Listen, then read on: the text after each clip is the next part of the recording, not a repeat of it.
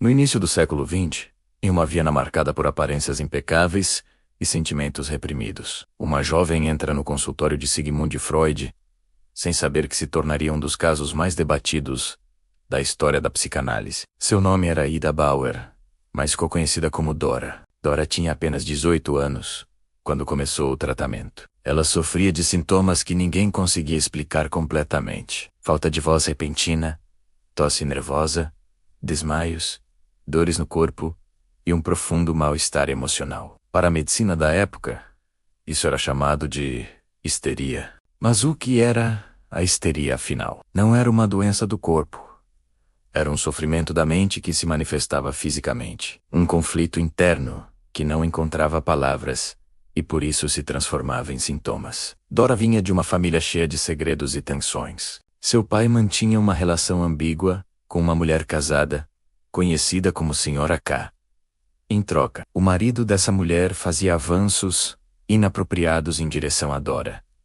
Tudo isso era silenciosamente tolerado pelos adultos ao redor. Dora sentia no corpo aquilo que não podia dizer em voz alta: raiva, confusão, medo, culpa. Seu sintoma mais simbólico era a perda da voz. Como falar em uma família onde ninguém queria ouvir a verdade?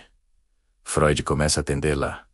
E algo novo acontece. Em vez de apenas observar os sintomas, ele convida Dora a falar, a contar seus sonhos, suas lembranças, seus sentimentos mais incômodos. Aos poucos, Freud percebe que os sintomas histéricos tinham sentido. Eles eram mensagens. O corpo falava aquilo que a mente não conseguia expressar diretamente. A histeria deixa então de ser vista como fingimento ou fraqueza. Passa a ser compreendida como uma linguagem do inconsciente. Neste ponto da história, é importante dizer, fique até o final, porque o caso Dora revela não apenas os avanços da psicanálise, mas também seus conflitos, erros e aprendizados. Durante o tratamento, Dora relata sonhos marcantes. Freud interpreta esses sonhos como expressões simbólicas de desejos reprimidos e conflitos familiares. Pela primeira vez, sonhos ganham espaço central em um tratamento terapêutico. Freud propõe que os sintomas de Dora estavam ligados a conflitos sexuais, inconscientes e sentimentos ambivalentes em relação às figuras ao seu redor. Essa ideia era extremamente ousada para a época, mas o tratamento não foi simples. Dora questionava Freud, discordava de algumas interpretações e se sentia incompreendida em certos momentos. Isso também foi fundamental para a história da psicanálise. O caso mostra que o terapeuta não é dono da verdade. A relação entre paciente e analista é cheia de tensões, projeções e emoções. Freud mais tarde reconheceu que falhou ao não perceber totalmente a transferência de Dora. A transferência é quando o paciente projeta sentimentos antigos no terapeuta. Esse conceito se tornaria um dos pilares da psicanálise. Aqui a histeria ganha ainda mais importância. Ela mostra que o sofrimento psíquico está ligado às relações, às experiências infantis e às emoções reprimidas. Se você chegou até aqui, saiba que a parte mais reveladora ainda está por vir. Ficar até o final vai mudar a forma como você entende sintomas emocionais. Dora interrompeu o tratamento de forma abrupta, após apenas alguns meses. Freud ficou frustrado, mas também profundamente impactado. Ele escreveu o caso como um aprendizado clínico. Esse atendimento mostrou que escutar é tão importante quanto interpretar, que a fala do paciente precisa ser acolhida, não apenas analisada. O caso Dora ajudou a consolidar a ideia de que a histeria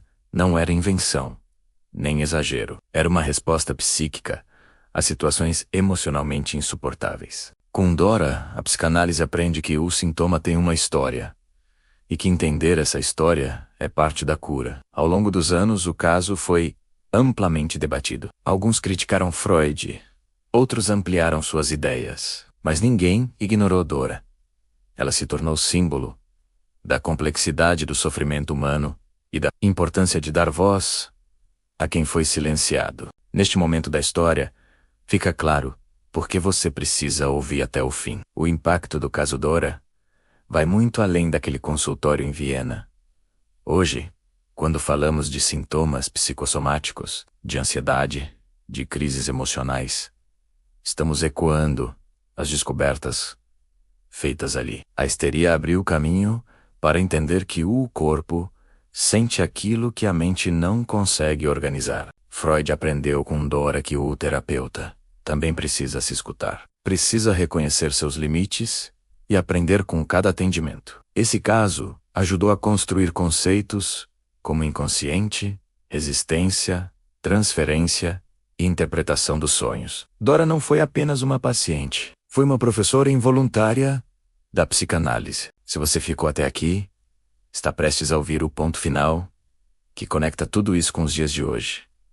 Não sai agora. O caso Dora nos ensina que sintomas são pedidos de escuta, que adoecemos quando somos obrigados a engolir verdades difíceis e que falar, mesmo quando dói, é um ato de coragem. A histeria deixa de ser um rótulo e passa a ser uma porta de entrada para compreender a alma humana. E o final incrível dessa história é esse. Mesmo um tratamento considerado incompleto, foi suficiente para transformar para sempre a forma como a psicologia entende o sofrimento emocional. Dora saiu do consultório, mas sua história nunca mais saiu da psicanálise. Gostou? Curte e compartilhe.